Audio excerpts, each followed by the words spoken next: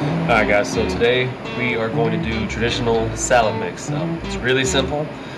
Main thing is just kind of making sure that you're getting stuff cut the right sizes. And past that, we go through a ton of lettuce mix, so this is definitely something helpful to have people know how to do, especially if you need it on the fly. So things you're going to need: chef knife, green cutting board. If I haven't mentioned this before, any produce you want to use a green cutting board. If you don't have that, your next best option is a white cutting board, but try to go for green first. You need shredded carrots,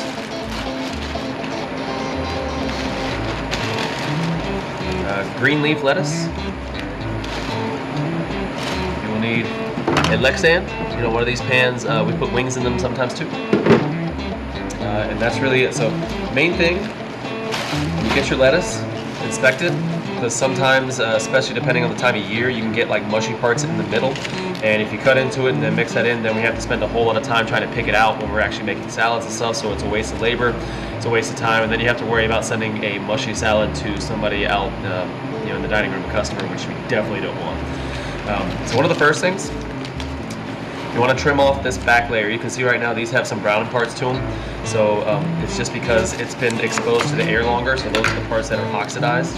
It's just another fancy way of saying kind of rusty, basically. Yes, lettuce can get rusty.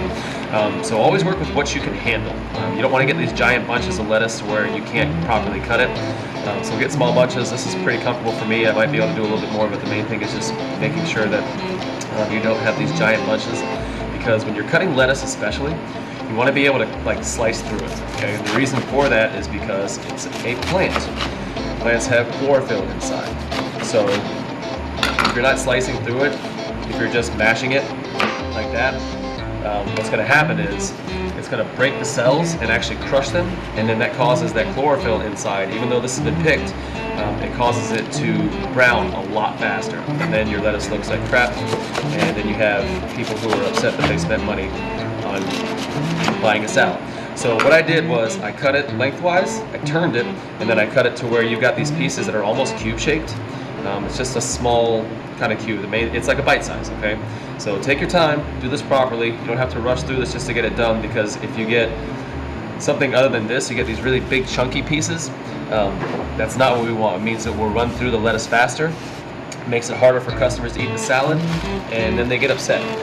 So we're in a customer service industry, so the whole thing is that we need to provide a proper service to our customers. Now sometimes we get pieces that are kind of like this. You don't have to worry about lining those up to trim them. It's kind of a waste of time, but do look out for some of these smaller pieces, and like this piece right here is pretty crappy looking, but the part that was attached to it, not so bad. So just throw it away. It's really simple. But like I said, you kind of want to keep an eye out so that as best you can avoid getting some of these brown or oxidized pieces. You're not going to get every one of them, but use your judgment. Something like this, it's a little brown, but I don't think anybody's going to notice. It's not going to take away from the dining experience for the customer, so it'll be fine. But still, minding your fingers, slice through it, turn it again, do it like that. Okay, so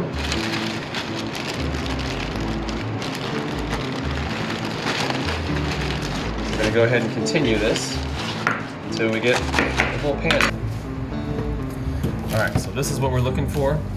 Kind of break it up, and then again, that'll let you see if there's any parts that you might have missed in the process that you can go ahead and pull out before you store it into the walk-in. So then, shredded carrots. You're looking for about 2 cups of shredded carrots. And I've been doing this long enough. I use a measuring cup just to be sure. But I know from experience that this is about 2 cups. This is probably a little bit over 2 cups. But sprinkle it in, and then give it just a little bit of a mix-up. Okay, just so we don't have a pile of carrots sitting right on top of the lettuce. All right.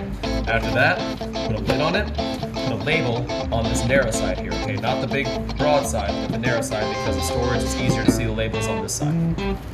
Then you will take it into the walk-in, rotate it to the bottom of the pile, and that's it. All right, guys. So that's traditional mix.